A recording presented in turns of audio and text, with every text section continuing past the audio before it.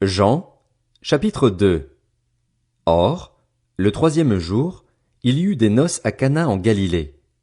La mère de Jésus était là. Jésus fut aussi invité aux noces avec ses disciples. Comme le vin venait à manquer, la mère de Jésus lui dit, « Ils n'ont plus de vin. » Jésus lui répondit, « Que me veux-tu, femme? Mon heure n'est pas encore venue. » Sa mère dit au serviteur, « Faites tout ce qu'il vous dira. » Or il y avait là 6 jarres de pierre, destinées aux purifications des Juifs et contenant chacune une centaine de litres. Jésus leur dit, « Remplissez d'eau ces jarres. » Et ils les remplirent jusqu'au bord.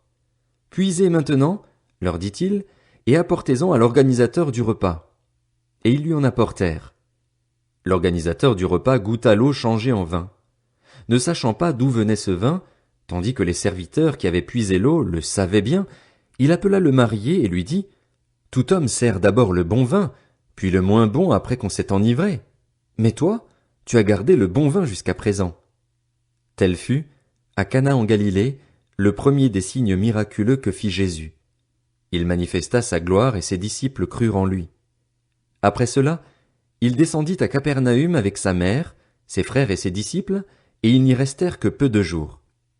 La Pâque juive était proche et Jésus monta à Jérusalem. Il trouva les vendeurs de bœufs, de brebis et de pigeons ainsi que les changeurs de monnaie installés dans le temple. Alors il fit un fouet avec des cordes et les chassa tous du temple, ainsi que les brebis et les bœufs.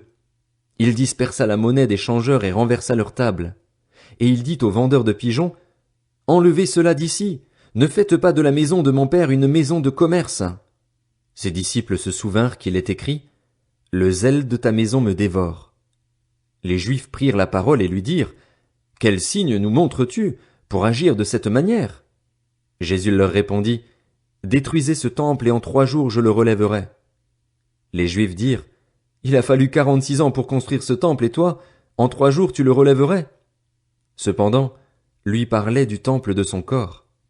C'est pourquoi, lorsqu'il fut ressuscité, ses disciples se souvinrent qu'il avait dit cela et ils crurent à l'écriture et à la parole que Jésus avait dite. Pendant que Jésus était à Jérusalem, lors de la fête de la Pâque, beaucoup crurent en lui en voyant les signes miraculeux qu'il faisait. Mais Jésus n'avait pas confiance en eux, parce qu'il les connaissait tous. Il n'avait pas besoin qu'on le renseigne sur les hommes, car il savait lui-même ce qui est dans l'homme.